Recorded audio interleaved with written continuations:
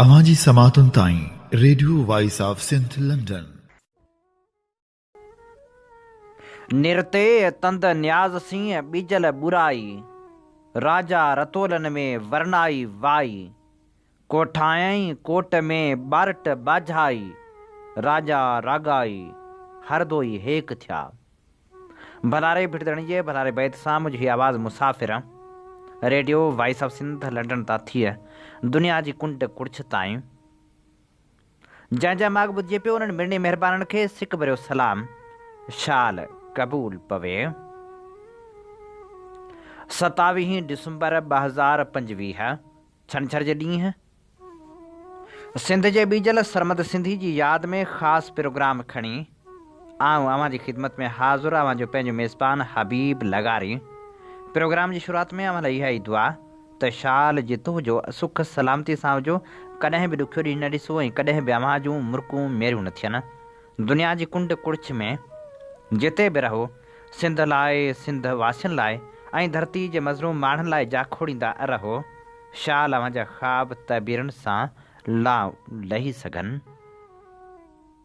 डिसंबर जा ही आख़िरी ॾींहं जॾहिं बि वक़्त जूं वीरूं खणी ईंदियूं आहिनि, तॾहिं यादगिरियुनि जा वर्क वरंदा आहिनि ऐं दिलि ते हुरी ईंदो आहे तुंहिंजी यादि जी वरी आ वीर।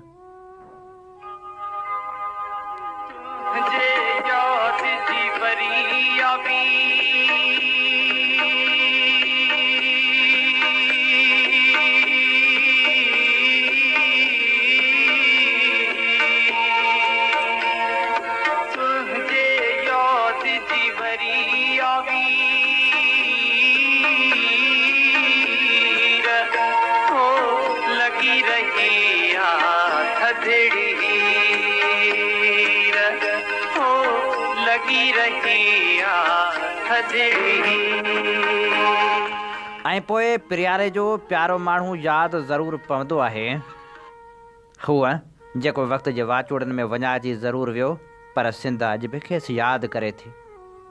हूअ न सिर्फ़ु बहितरीनु रागी हो पर बहितरीनु इंसान बि हो। प्रियालो जा पट हुन सां मुहबत कंदा हुआ ऐं प्रियालो जा पुट बि हुनखे चाहींदा हुआ। हू जेको सिंध वासियुनि जे दिलनि में धड़कंदो हो, अॼु सिंध हुन लाइ सिके थी। हूअ जंहिंजूं न सिर्फ़ु अखियूं अॼु यादि अचनि थियूं पर संस गीत अॼु बि दिलनि जी तर्जमानी कनि था। हूअ जंहिंखे न सिर्फ़ु प्रियालो जा ॿार चाहींदा हुआ पर सिंध जो बचो बचो अॼु बि संस इश्क में मुब्तला आहे। हूअ सिंध जो बीजल हो ऐं सिंध जो आवाज़ थी उभरियो, पर जॾहिं हूअ विछोड़ जो वरलाप ॾेई वियो तॾहिं हुन लाइ धरती बि रुनी, आसमान बि रुना ऐं आकाश बि रोई ॾिनो हो।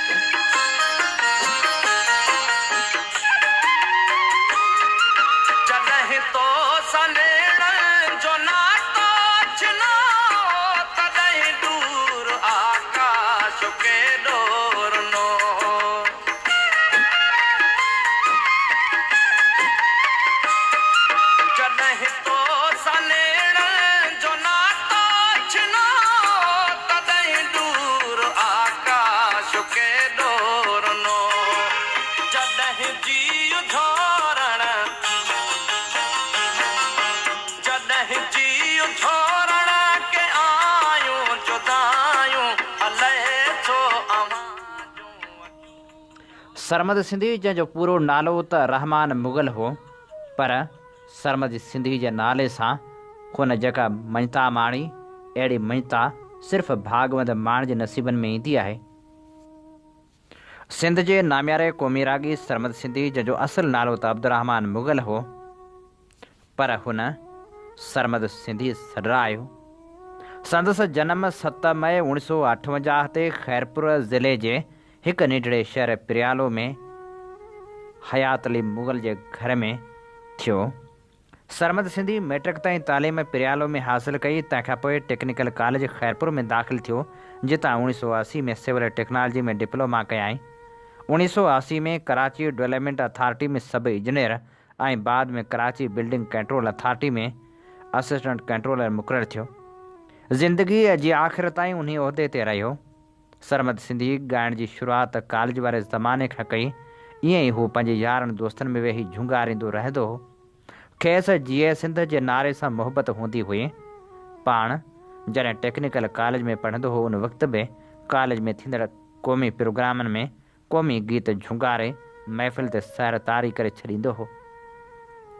अहिड़ी तरह संदसि सुरीले आवाज़ जा आलाप वॾियुनि महफ़िलनि में पिणु गूंजण लॻा ऐं सॼी सिंध में थींदड़ मुख़्तलिफ़ महफ़िलनि खे क़ौमी गीतनि सां गरमाए छॾींदो हो। उहो जनरल ज़िया वारी मार्शला जो दौरु हो ऐं सिंध में क़ौमी गीतनि खे चाह सां ॿुधो वेंदो हो। सरमद सिंधी क़ौमी काजनि में सॼी राति बीही क़ौमी इनक़लाबी गीत ॻाए ख़ासि करे नौजवाननि में नओं विलविलो ऐं जोश पैदा कंदो हो। जॾहिं बि हू ॻाईंदो हो त सिंधी नौजवान पिंडाल में झूमंदा हुआ। हिकु दोस्त नूर अहमद मेमण जी सलाह ते रहमान मुग़ल मां सरमद सिंधी बणियो। सरमद सिंधी खे रेडियो पाकिस्तान ते नामियारे शाइर ऐं ब्रॉडकास्टर कौसर बुरड़े ऐं PTV ते समी बलोच मुतारिफ़ करायो।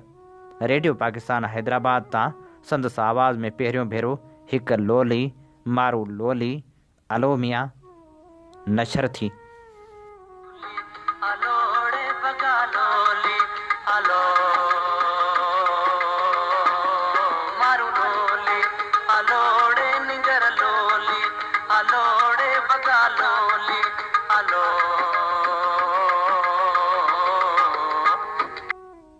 उनखां पोइ PTV ते संदसि आवाज़ में पहिरियों कलाम तुंहिंजी यादि जी वरिया वीर हो।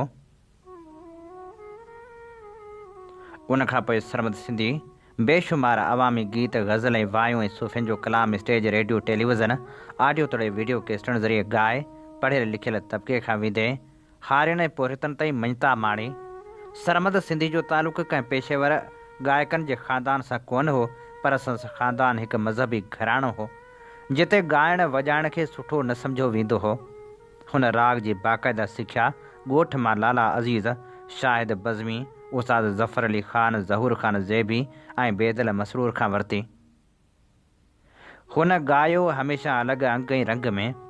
हुन जे ॻाइण जो अंदाज़ समूरनि फ़नकारनि खां मुख़्तलिफ़ हो। हुन कॾहिं बि फिल्मी तर्ज़नि ते न ॻायो।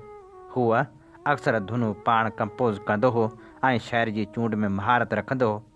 संदसि हमेशह इहा कोशिशि हूंदी हुई त सिंधी मौसीक़ी में जिदत आणिजे। हुन हमेशह धरती ते थींदड़ ॾाढ ज़ुल्म ऐं जबर जे ख़िलाफ़ पंहिंजे इनक़लाबी आवाज़ वसीले जंग कई। सरमद सिंधी 27 डिसंबर 1996 ते बदीन मां हिकु प्रोग्राम करे कराची वापसि वञी रहियो हो त दीवान शुगर मिल ठठे वटि थियल ख़ौफ़नाक हादसे में हू ज़ख़्मी थियो। खेसि कराची नियो पए वियो त रस्ते में दम धणी हवाले करे छॾियाईं। 35 सालनि जी फ़ोह जवानी में वफ़ात करे वियल सरमद सिंधी ज़िंदगी जो आख़िरी ऑडियो एल्बम मारवाड़ा शहज़ोर जारी कयो हो, जंहिंमें शेख अयाज़ गुल ज़ख़्मी चांडी ऐं ॿिनि शाइरनि जा गीत शामिल हुआ। खेसि पिरियालो में मिटी माव हवाले कयो वियो।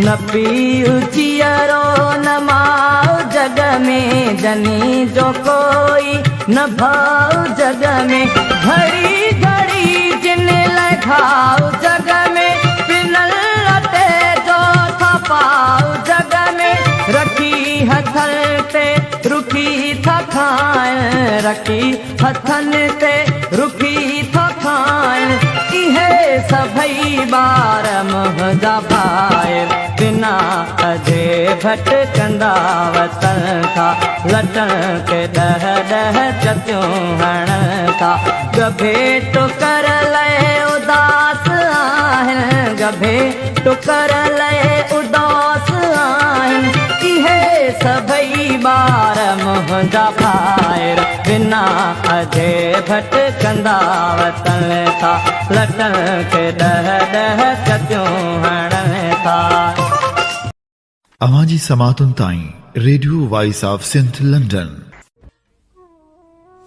आमीअ ॿुधी रहिया आहियो radio voice of Sindh London.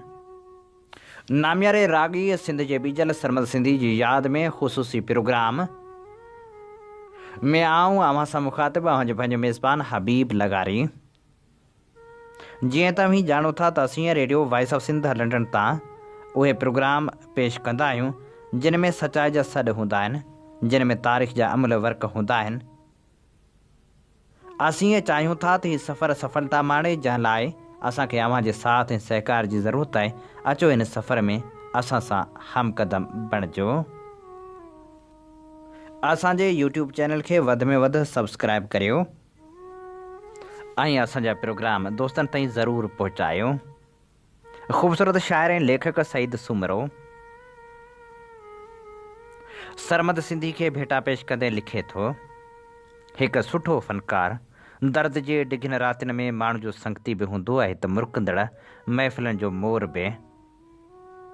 हूअ हाव जी होरा खोरी माठी बि करे त अंदर में निंड पियल तमनान खे बांह खां वठी जाॻाए बि थो। संदसि गीत माउ जे बखन में हुजण जो अहसासु ॾियारींदा आहिनि। हिकु गीत या नज़म जेको किताबनि में क़ैद आहे, उनखे फ़नकार पंहिंजे सुरनि आलापनि सां छुई देश जे हर अबोझ या सम्झू लोक जे चपनि ताईं पुॼाए अमरतान जे धाराउनि में धोए थो। फ़नकार जी हयात फ़नकार जी न बल्कि संसार जी हूंदी आहे। हिकु फ़नकार हिकु संसार वांगुरु आहे ऐं सिंध उहो संसार आहे जंहिंजी झोली में हादसा ई हादसा आहिनि। हिकु हादसे जो घाव रूह तां उतरे ई नथो त ॿिए जो इज़ाफ़ो थियो वञे। माण्हू जो मन जेको अॻे ई मोॻो आहे, वेतर वात ते आङुरियूं रखियो जीअ में लॻल झूरी खे संभालण में मोॻो थियो वञे। इलाही हादसा कहिड़नि कहिड़नि खे वरजाए ज़ख़्मनि तां छुॾा लाहियूं। उन्हनि हादसनि जी फ़हिरिस्त में वाधारो सरमद सिंधी जो फ़ना जे दग ते राहे थी वञण बि आहे। हिकु बाट में लाट जहिड़ो आवाज़ शांत थी वियो। ज़िंदगी जंहिंखे अॻे ई थोरड़े हुअण जो तानो आहे, उहा अञा बि थोरड़ी थी वई। ज़िंदगी जा सभई फ़लसफ़ा मौज जी मुर्काॾो माठीरा थियो वञनि। ज़िंदगानी उहा शइ आहे जेका असांजे हथनि में हथीकी हूंदे बि पखी मिसल आज़ादु आहे। सतनि जन्मनि जे लाइ जाप आहिनि, पर अॻिले लम्हे जी हवा जी ख़बर नाहे। जीवन बेतबार बेवफ़ा महबूब या दोस्त आहे। हिकु सरमद खे दार जी दोस्ती ऐं ॿिए सरमद खे रोड जी सोढ़ाण गड़काए वई। लिखणी जो लेख ॼाणे सावरनि गलनि जा बेरंग ॻोढ़ा उघंदे पंहिंजी दिलबर दिलि खे को दिलासो कीअं ॾिजे। सिंध माउ जिन माण्हुनि खे पंहिंजे प्यारनि पुटनि जो दर्जो ॾिनो आहे, सरमद सिंधी जो उन्हनि में बि उत्तम मक़ाम हो या आहे। हुन सिंध खे ॻातो ऐं सिंध हुन खे पंहिंजे सीने सां लातो। उहो अहिड़ो सुबंद आहे जंहिंजो सीबो मौत बि उढेड़े नथो सघे। हुन जा अमर गीत राति जे ॿेट में सदाई कंहिं तारे जुगनू दीपक वांगुरु जरकंदा पिया। सिंध जो झरझंग संस आलापन जे खुमार में मदहोश रहंदो। मौत सरमद खे खटे वियो आहे, पर संस गीतनि खे मात ॾेई नथो सघे। सिंध जे नामियारे शाइर अब्दुल गफ़ार तबसम लिखियो, मुंहिंजो खोड़ सारियूं यादूं घणो अॻु अब्दुरहमान सां गॾु बीठल आहिनि। गबरू अब्दुरहमान ऐं मां घणो गॾु रहियासीं। अॼु बि संस ॻाल्हियूं टहिक संस गुफ़्तार जी महक ॼण मूंखे वासे रही आहे। मुंहिंजे अखियुनि आॾो संदसि वही जा भरपूर ॾींहं फिरनि ऐं तरनि था। हवा जीअं टहिकनि ऐं मधुर महकारण सां हूअ सिंध जी कुंड कुड़िछ में महकी रहियो हो त किथां ओचितो अज़ल खेसि झपे वरितो। ॼण त सिर्फ़ु संदसि वारसनि जा पर समूरे सिंध जे अखियुनि मां के सपना पनछण जी मुंद जीअं छणी पिया हुजनि। अब्दुरहमान खां वठी सुर वारे सफ़र में सरमद सिंधी ताईं ऐं सरमद सिंधी खां वरी 27 डिसंबर 1996 ताईं उहो सॼो अरसो ॼण हू हिकु सुंदर सपनो हो जो मूंसां गॾु समूरी सिंध जे नेणनि मां उॾामी वियो। नामियारे शाइर ज़ाहिद शेख लिखियो, धरती जे हिन सुरीले फ़नकार ऐं पंहिंजे दोस्त सरमद सिंधी जी ओचिती वफ़ा जो ॿुधी बेइंतहा ॾुख थियो। हिकु फ़नकार ऐं शाइर जे नाते असां हिक ॿिए जो बेइंतहा एतिराम कंदा हुआसीं। क़ौमी गीत ॻाइण जे करे सॼी सिंध में जेका इज़त सरमद खे मिली, सा कंहिं ॿिए फ़नकार खे हासिलु थी न सघे। सरमद जिस्मानी तौर त असां खां जुदा थी वियो आहे, पर रूहानी तौर ते सदियुनि ताईं देशवासियुनि जे दिलनि में सिंध रहंदो। दुआ आहे त ख़ुदा खेसि जन्नतुल फिरदौस में जॻह अता करे। मज़ाहिया शाइर मीर सूबदार सईद लिखियो, सिंध जी झोली में फुटंदड़ गुल सरमद सिंधी मन मोहींदड़ आवाज़ ऐं प्यार सां भरपूर ख़ुशबू सां पुरो हो। अहिड़ा कलाकार फ़नकार ऐं मोहबती माण्हू क़िस्मत सां पैदा थींदा आहिनि। मां लुड़कन भरियल अखियुनि सां पंहिंजो तासुरो लिखंदे सरमद लाइ दुआगो आहियां त शल मालिक खेसि जन्नत अता करे। मौत त हिकु दफ़ो मारे थो, पर विछोड़े जा ॾुखोईंदड़ वॾ ॾाढो सताईंदा आहिनि। नामियारे शाइर अयाज़ गुल लिखियो, आओ अमर इंसान मारे मौत न सघंदे, गुल मुरझाया पोइ बि चमके थो गुलदान मारे मौत न सघंदे। सरमद सिंधी सिंध जो उहो अरबेलो रागी हो जंहिं पंहिंजे क़ौमी गीतनि सां क़ौमी जागरता में अहम किरदारु अदा कयो आहे। हू अहिड़ो फ़नकार हो जेको हज़ारनि धड़कंदड़ दिलियूं पाण सां खणी हलंदो आहे। अहिड़ा फ़नकार मौत खे मात ॾी अमर बणिजी वेंदा आहिनि ऐं संदन ॻायल गीत क़ौमी तारीख़ मरतब कंदा आहिनि।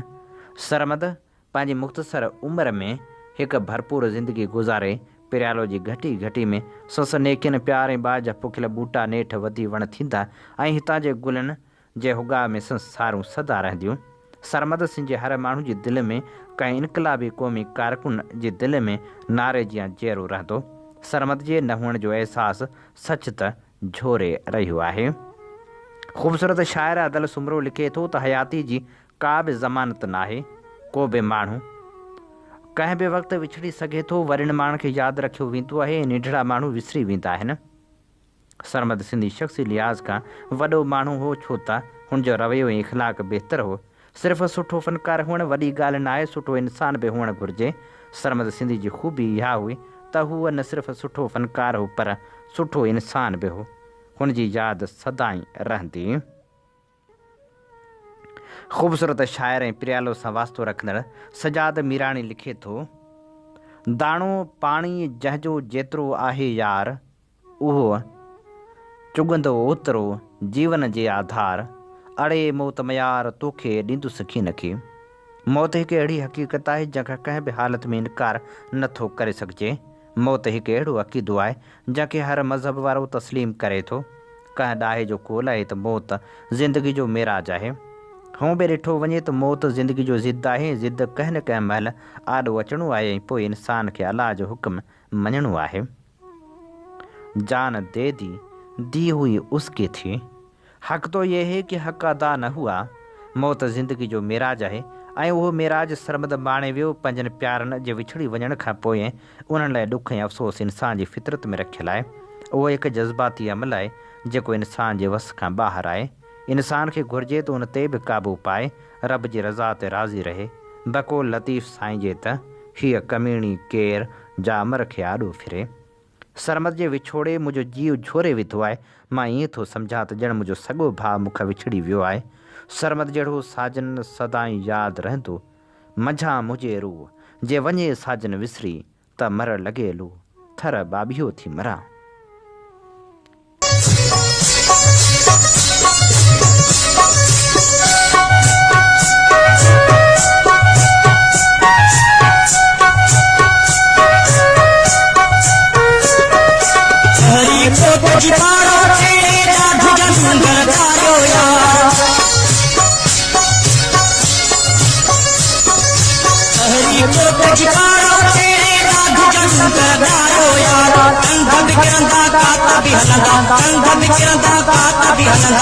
चल जियारो यार आजाद जो इश्क उतारो परवाना है जान जी। आजाद जो इश्क उतारो परवाना है जान जी। लतीफ़ जे पैगाम जी जीअं जे फरमान जी। यारो हक़ तीर आयो सिंधु देश महान जी। लतीफ़ जे पैगाम जी जीअं जे फरमान जी। मुंहिंजो देश ज़िंदाबाद। आमी ॿुधी रहिया आहियो radio voice of Sindh London ऐं अव्हां जी ख़िदमत में सरमद सिंधी जी यादि में ख़ासि प्रोग्राम पेश कयो पियो वञे। आऊं अव्हां सां मुखातिबु पंहिंजो पंहिंजो मेज़बान आहियां हबीब लगारी। सरमद सिंधी खे भेटा अचींदे नामियारे शाइर ज़ख़्मी चांडे लिखियो हो, क़ौमी कलाकार अरड़े ऐं अणमोट महान आदर्शी इंसान भाउ सरमद सिंधी जे ओचिते ऐं ॿिए वक़्ता ते मरतीअ ते अंदर जो मोर जेको सरमद जे मधुर आवाज़ ते पर पखेड़ो झूमंदो हो, ॼण मरी वियो आहे। जंहिं लाइ हिन शहर जो सहारो वठंदुसि, जंहिंजो लेखक सां अॻु में उन शहर ते इख़्तिलाफ़ रखंदुसि। दिलि टुटी आहे आसमान डाहे छॾ, ए ख़ुदा जहान डाहे छॾ। सरमद सिंधी हिकु फ़र्द जो नालो न बल्कि सुर ऐं संगीत में इदारो हो। सीबते फ़नकार सां गॾोगॾु सुठो इंसान पिणु हो, छाकाणि त माण्हू माणपे खां सवाइ कुझु बि न आहे। सरमद जहिड़ा अॾोल पुट माइरनि खे सदियुनि खां पोइ ॼमंदा आहिनि। कहिड़ी ख़बर त 96 वेंदे वेंदे घाव ॾेई वेंदो। ॾाढो सारींदे मुंहिंजे मुंहं खां पोइ तूं, अख़बारनि में तज़ियतूं 10-10 ॾियारींदे मुंहिंजे मुंहं खां पोइ तूं। सिंध जे सुर में पुट सरमद जे बेवक़्ताए ते मरतीअ वारे क़ौमी सान्हे ते सॼी सिंध जे सिंधी माण्हुनि सां ताज़ियत करियां थो। तंदु कटारो कंध टेई परता पाण। नामियारी लेखका नूरुल हुदा शाह लिखियो, सरमद सिंधी या रहमान मुग़ल नालो ॿुधो हुयमि, ज़िक्र ॿुधो हुयमि, वाह वाह ॿुधी हुयमि, पर न ॾिठो हो मांस, न ई आवाज़ु ॿुधो हो मांस। बसि ईअं सोचियो हुयमि त आहे को छोकिरो नवां गीत ॻाईंदो आहे। माण्हू संस आवाज़ ते कंध धुणींदा आहिनि ऐं रक़्स कंदा आहिनि। पहिरियों भेरो खेसि फटाज़ होटल जे स्टेज ते ज़रीना बलोच सां मल्हायल शाम में ॾिठमि, जॾहिं औरतुनि ऐं छोकिरियुनि मां भरियल हाल में we want Sarmad Sindhi, we want Sarmad Sindhi जो पड़ाॾो थिए गूंजो ऐं जीजी ज़रीना चुपचाप स्टेज तां उथी आई हुई ऐं मूं पंहिंजे दिलि में ॾाढो अफ़सोस महसूसु कयो हो। ताड़ियुनि जी गूंज में हू आयो, स्टेज खे अप्सराऊं घेरियो वेठियूं हुयूं ऐं हुनजे निहार उन्हनि जे मथां खां लंघी हाल जे कंहिं आख़िरी कुंड में वञायो थी वई। हीअ आहे सरमद सिंधी। हैरत आहे, उपसरान ॾांहुं निहारे बि नथो। अप्सरान रड़ियूं थे कयूं, अड़े चंड हुन अड़े चंड पहिरीं तो त ॾिठो न आहे, ईअं आहे जीअं तूं ॻाइणु शुरू कयो त आऊं हैरत मां ॾिसंदी रहियसि त हूअ जीअं आहे तूं ते हुन आङुर छत या भित ॾांहुं थे खईं ऐं अप्सराऊं हुन आङुर जी तमन्ना में होश विञाए थे वेठियूं, पर हुन न आङुर खईं न नेण निहार। ॿिए ॾींहुं जुमे जो सवेर मुंहिंजे घर पहुची वियो। ड्राइंग रूम में मिलण वेईमांसि, घबरायल परेशान हुबकंदे चयाईं, तव्हां सां मिलण जो शौक़ु हुयमि, मिलण आयो आहियां। माफ़ी बि घुरणी अथमि त राति तव्हांखे सलाम करे न सघियसि। हू पंहिंजी ज़ात ऐं शोहरत खां मुकमिल नफ़ी कयो बीठो हो, ॼण हू हिकु मदाह आहे। पुछईं, तव्हां मुंहिंजा केस्ट ॿुधा आहिनि? चयमि न। अच्छा। हू पहिरियां हैरान ऐं पोइ मायूस थी वियो। चयाईं, मां तव्हांजा किताब पढ़िया आहिनि, तव्हां मुंहिंजे लाइ तमामु वॾा अज़ीम वग़ैरह वग़ैरह। ज़ाहिर आहे हुनजी नफ़ी कयल वजूद जे अॻियां आऊं अञा बि कदावर थी बीही रहियसि ऐं उन करे हुनजा लफ़्ज़ खुटी थिए पिया। हर ख़ामोश थियो वञे विच में। ओचितो ॿारनि वांगुरु मासूमियत मां चयाईं, मूंसां गॾु हिकु फ़ोटोग्राफ़र बि आहे, इजाज़त हुजे त अंदरि सॼांसि। आऊं दरअसल तव्हां सां फ़ोटू कढाइण थो चाहियां, तव्हां मूंसां फ़ोटू कढाईंदा? ज़रूरु। मूं ॼण मथ सां अहसान कयो। फ़ोटोग्राफ़र आयो। हुनजी मासूमियत ॾिसण जहिड़ी हुई।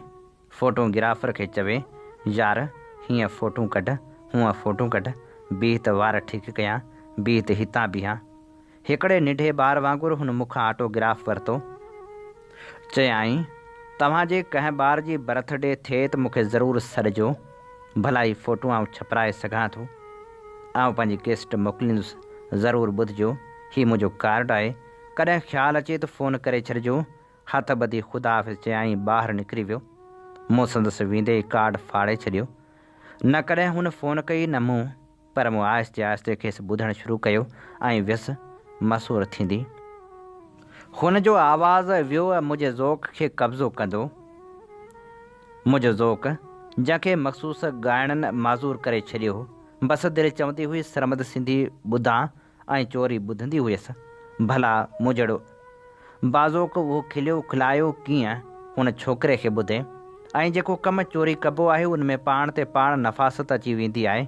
जीअं जीअं खेसि ॿुधंदी हुयसि, मूंखे उहा मासूम मुलाक़ात यादि ईंदी हुई ऐं दिलि चाहींदी हुई त हाणे हू ॿीहर मिलणु अचे, हिकिड़ो फ़ोटो मूं वटि बि हुजे। हाणे को खेसि काफ़ी देरि विहारियां, रूबरू ॿुधांसि ऐं ॿुधायांसि त मूंखे रुॻो तुंहिंजो आवाज़ु न पर तूं बि वणी थो। पर हू मूंखां बि हसास निकितो। ख़बर अथो छा कयाईं? उनखां पोइ कई भेरा मिलियासीं। हू स्टेज ते ईंदो हो ऐं आउं अॻी कंहिं कतार में वेठल हूंदी हुयसि। मूं ते नज़र पवंदी हुयसि। बसि हिकु ख़ामोश निहार, हिकु अणपुरी मुर्क। हर भेरे दिलि चाहींदी हुई उथी वञी मिलांसि। सोचींदी हुयसि छॾ नूरुल हुदा शाह अॼु न हाणे भरियल हाल मां उथी वञी केरु थो मिले। ऐं ईअं हिकु ॾींहुं अख़बार में पढ़ियमि, न उहा ख़ामोश निहार, न उहा अणपुरी मुर्क।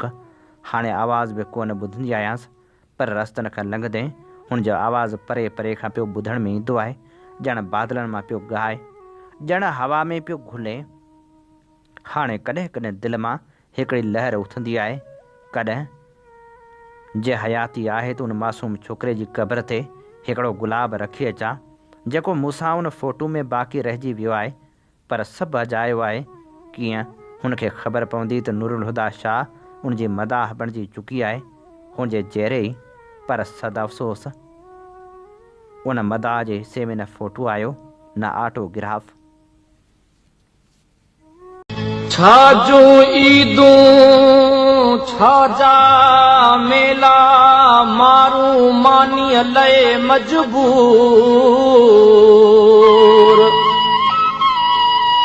धूड़ पवैड़ी दुनिया तोखे अजब तुंहिंजा है दस्तूर।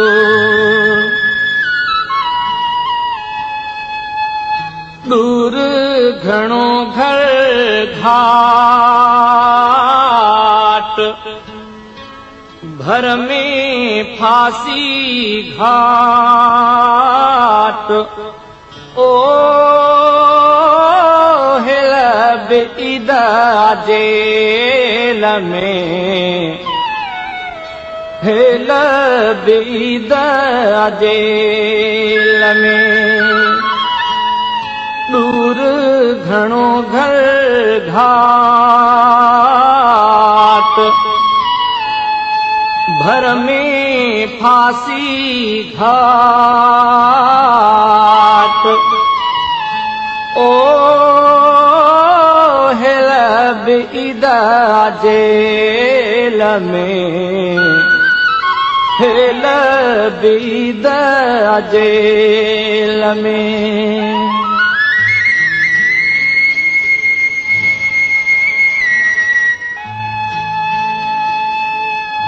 आयल रह जा आस में, आयल रह जा आस में, तू न ले जाए वरलाप। ओ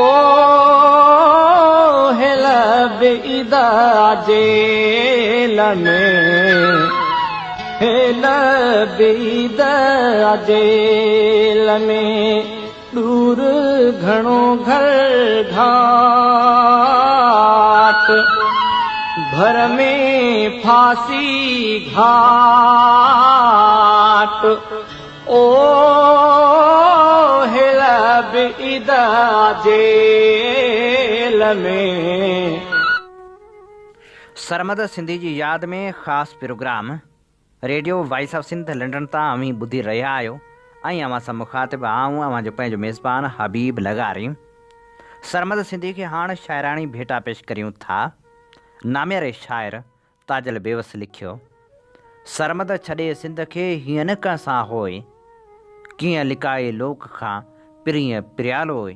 असां ॼण अबोए हुअण खे हारे छॾियो, आऊं कीअं तुंहिंजो नाम विसारे वेही रहां। तूं ई कार कुंभार जी तूं थधेरो था, आहियां ॼण ताऊं कोरो घड़ो कीन जो। सरमद तोसां सभु कयम ॻाल्हियूं ॻुझ जूं, ओरींदे इंसान खे रसियो मूं वटि रप। आहिम ई अजब पोइ बि आहियां पातणी। सरमद जे आए बेवस बाखूं फुटियूं, विया डोली ॾियाच जे माण्हू मुठाए। ॾिनो सिर कुमाच ते बीजल बाॾाए, जो तूं जलाए वॻा साज़ वजूद जा। नाम्यारे शाइर अदल सुमरे लिखियो, जा पिरी जी लूए खां देस में गूंजी हुई, सा सदा काॾे वई। झूमदा सभु गुलाब ऐं खजन सम्झी हुई, सा सदा काॾे वई। राग जे रस्ते खां जा साह में सहजी हुई, सा सदा काॾे वई। दर्द लए कोई दिलासो प्यार जी पूंजी हुई, सा सदा काॾे वई। हुई त हिकिड़े जी मगर तुंहिंजी ऐं मुंहिंजी हुई, सा सदा काॾे वई, सा सदा काॾे वई। नाम्यारे शाइर कोसर बुरड़े लिखियो, रागन जे रूह मां उभरनि था आवाज़, सुरगन पिया था साज़ सरमद तुंहिंजे सोज़ में, सरमद तुंहिंजे सुरनि मथां सदके मुंहिंजो साह, अदा शाल अला जन्नत में जायूं ॾींदई। सरमद सॼी सिंध कढे पई थी पार, निंढा वॾा औरतूं ॿुढा तोड़े ॿार, तूं छो एॾो यार जल्दी जुदा थी वएं। बाज भरिया ॿोल तो बिन ॿागुण ॿोले वएं, रिण में रोले वएं सुरनि ऐं संगीत खे। सिंध रुनी सुर रुना रुनू आ संगीत, वाई रुनी लोली रुनी रुनू आहे गीत, मुंहिंजे मन जा मीत रोंदा राज छॾे वएं। सरमद जे आलाप जो पन पन में पड़लाव, सुॾके धरती माउ थी सरमद जे सोग में। नाम्यारे शाइर सजाद मीराणी लिखियो, सरमद तुंहिंजो नाम सदा रहंदो सिंध में, तुंहिंजा गीत ग़ज़ल ॿुधी ठरी पवे थो हाव, सरमद तुंहिंजो नाम सदा रहंदो सिंध में, तोखे मालिक खां मिली केॾी ॾात ऐं ॾांव, सरमद तुंहिंजो नाम सदा रहंदो सिंध में। प्रियालो में प्यार जो हुए तूं थधो थांव, सरमद तुंहिंजो नाम सदा रहंदो सिंध में, तोखे टीवी ते ॾिसी रोई पवां थो आऊं, सरमद तुंहिंजो नाम सदा रहंदो सिंध में। नाम्यारे शाइर ज़ख्मी चांडिए लिखियो, सरमद तोखां पोइ तुंहिंजा सभु प्यारा तोखे सारिन था हला, सरमद तोखां पोइ तुंहिंजा प्यारा छा वांगी वणजारा तोखे सारिन था, सरमद तोखां पोइ ही वणजारा छा रागी वेचारा तोखे सारिन था, सरमद तोखां पोइ रागी कीन रुगो साज़ रड़ी सारा तोखे सारन था हला, सरमद तोखां पोइ साज़ थुरीला छा सारा फनपारा तोखे सारिन था हला, सरमद तोखां पोइ ही फनपारा छा केई केॾारा तोखे सारिन था हला, सरमद तोखां पोइ केॾारनि सां गॾु जज़्बा आवारा तोखे सारिन था। नाम्यारे शाइर शेख अयाज़ लिखियो हो, मरहूम सरमद सिंधी खे हिकु निहायत मुतरन में जानदार आवाज़ हो ऐं हुनखे ॿुधी हिंदुस्तान जे अज़ीम क्लासिक यादि अची वई। मां सम्झां थो त सरमद जो आवाज़ु अञा ताईं कतियनि जे कननि में गूंजंदो हूंदो ऐं सितारा इहो ॿुधी अजब में सोचींदा हूंदा त धरती बि अहिड़ो उपग्रह आहे जिते अहिड़ी लाज़वाल ॾात पैदा थी सघे थी।